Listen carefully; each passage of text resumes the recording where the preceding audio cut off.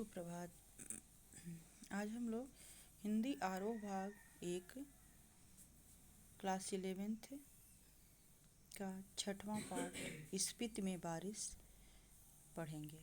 शीर्षक है स्पिति में बारिश। इसके लेखक हैं कृष्णनाथ।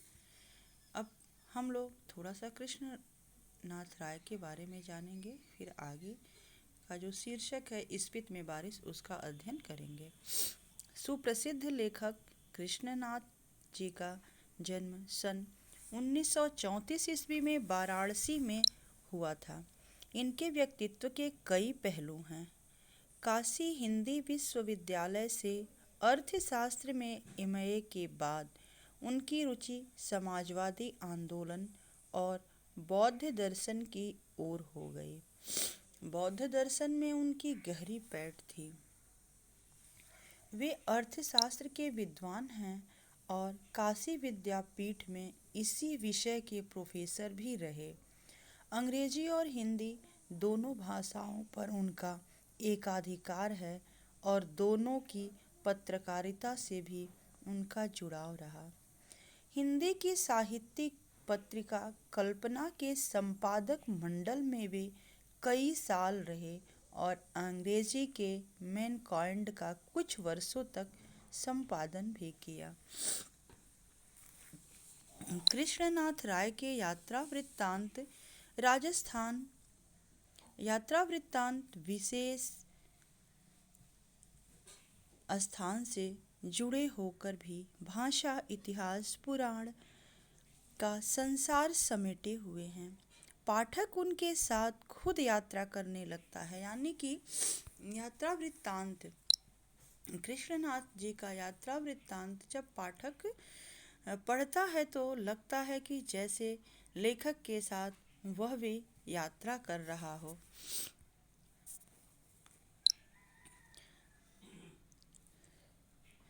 जो इन स्थानों की यात्रा कर चुके होते हैं वे भी यदि कृष्णनाथ के यात्रा वृत्तांत को पढ़ते हैं तो उन्हें कुछ नया लगता है।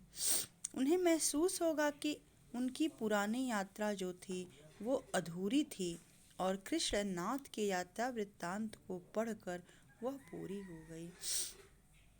यात्रा साहित्य के क्षेत्र में यात्रा वृत्तांत के क्षेत्र में इनका अप्रतिम झुकाव है। अब देखिए प्रस्तुत शीर्षक स्मिति में बारिश।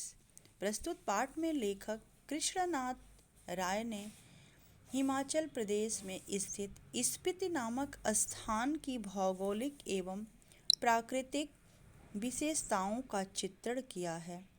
स्पीति के लोगों का जीवन कठिनाइयों से भरा हुआ है। यहाँ की जनसंख्या, जलवायु, मौसम, फसल एवं धरातल के विषय में प्रस्तुत पाठ में बताया गया है, यानी कि यहाँ की भौगोलिक और प्राकृतिक स्थिति का वर्णन स्पीति में बारिश नामक शीर्षक में किया गया है। स्पीति जो है हिमाचल प्रदेश के लाहुल स्पीति जिले की तहसील है। लाहुल स्पीति का वह योग है